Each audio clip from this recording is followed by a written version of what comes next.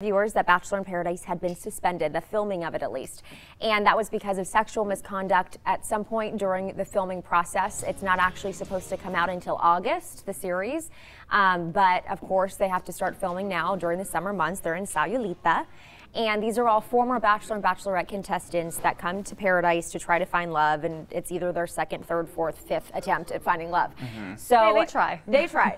Two people, Rachel Lindsay's season, Demario Jackson, the person who allegedly had a girlfriend when he came on the show, he is caught up in this controversy, and also Corinne Olympios, who was on Nick Viall's season, was the less conservative, risque girl on his season. The two of them allegedly did something in a pool that included sexual acts and a lot of alcohol. TMZ is reporting that Corinne has come out to say she was not in a position to give consent to be able to do anything that happened. Demario has come out to say she was drinking, but she didn't seem like she couldn't give consent to anything. So clearly it's a he said, she said, at least according to the early reports. Chris Harrison finally broke his silence, and he says, normally I wouldn't talk about things like this. It's currently under investigation. Warner Brothers has decided to pull production because a producer felt very uncomfortable, brought attention to this, and they decided they didn't want the bad publicity around them, and they just were going to just stop production altogether. Chris Harrison, in a statement to GMA, said, you know, the health and the ability to make sure that our cast and crew is safe is our very first and main priority. So they are indefinitely going to suspend the season.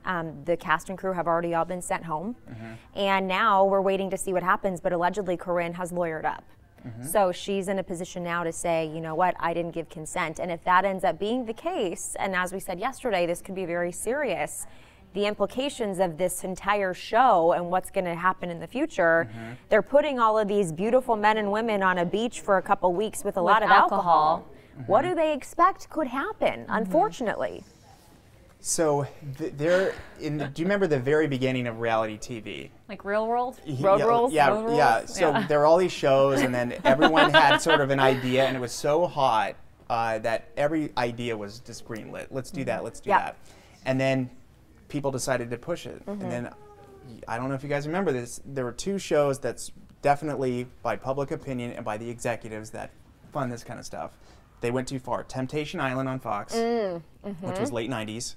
Yes. I was in college and we used to watch it. I remember. And also this show called The Swan, which is where someone was uncomfortable with their body. They removed them from the family. They didn't, but they volunteered. They left. They had all sorts of plastic surgery, and then they would come back, and everyone would tell them how great that they were.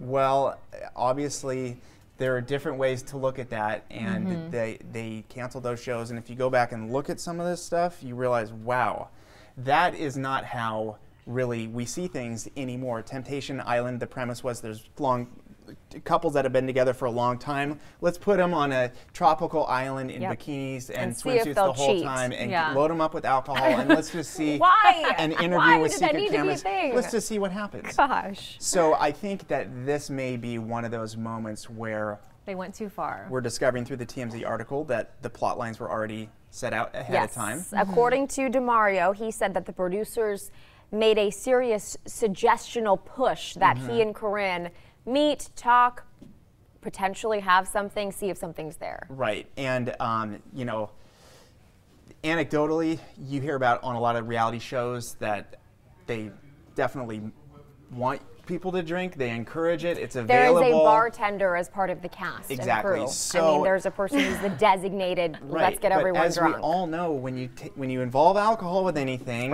the intent is always to enjoy it. Bad within things reason, are going to happen. But sometimes it gets out of control. And then it gets to the point, well, who is in charge? This unfortunately may end up being criminal. And the show premise and even the future combination of scripted show, reality show, but we know, and alcohol, it may change forever after this. It really, it really may. If cameras are on them, you know, 24 hours a day, 7 days a week as they're filming, how are they not noticing that something is happening? They've been alone together for a set amount of time. Something looks inappropriate. How come they saw it so late? Why didn't they catch it sooner? Are you talking about the staff? The staff not noticing what happened between Demario and Corinne. Oh no, they saw it. I think that's why one of the producers didn't show up for work the next day, because that producer, I didn't know that. Yes, so that producer felt uncomfortable after what went down in the pool. And Corinne has even gone on the record to say that she has a boyfriend. Why she went on the show, I don't know. That she has a boyfriend, and that the only reason why she ever would have done anything at all is because she had that much alcohol in her system, and she went on allegedly to tell some of the other Bachelor in Paradise cast members that she didn't remember anything.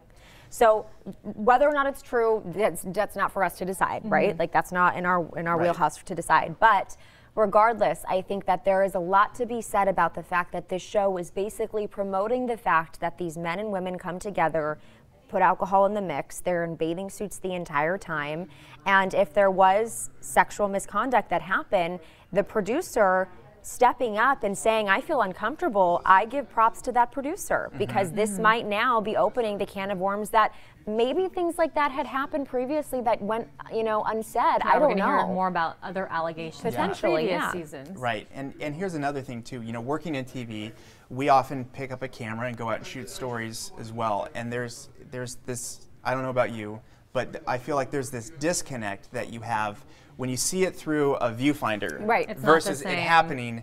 There's this strange thing that happens that what's happening in the viewfinder is somehow different than what's happening in front of you. So you can just imagine that, when I worked at my first TV station, KSBY, on the Central Coast, California, great place, San Luis Obispo, loved it. We had a reality show come on, VH1.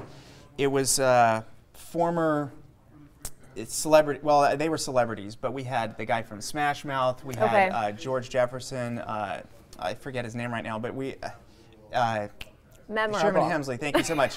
Yeah, Bill just told me, and he did the slop doing weather. Anywho, they came and they have crews around, and they definitely have a production booth in the back, figuring out where the storylines are happening. So there is some orchestration about how they kind of want it to go down and what they decide to highlight. So my imagination here with this is that if a producer was involved, it's all on tape, and then things were progressing, which may be an interesting plot line for the story. And so they're viewing at it from a production value for this show versus, wait a second. What's right What's and wrong going here? on in front of the camera? Is she really all there? What's going on? And the momentum to not come in and to interrupt the moment that's happening for your show. To let it play out. Exactly. There would be a lot of pressure to not do anything. And then you get in this situation, and it's just, we'll find out what happened.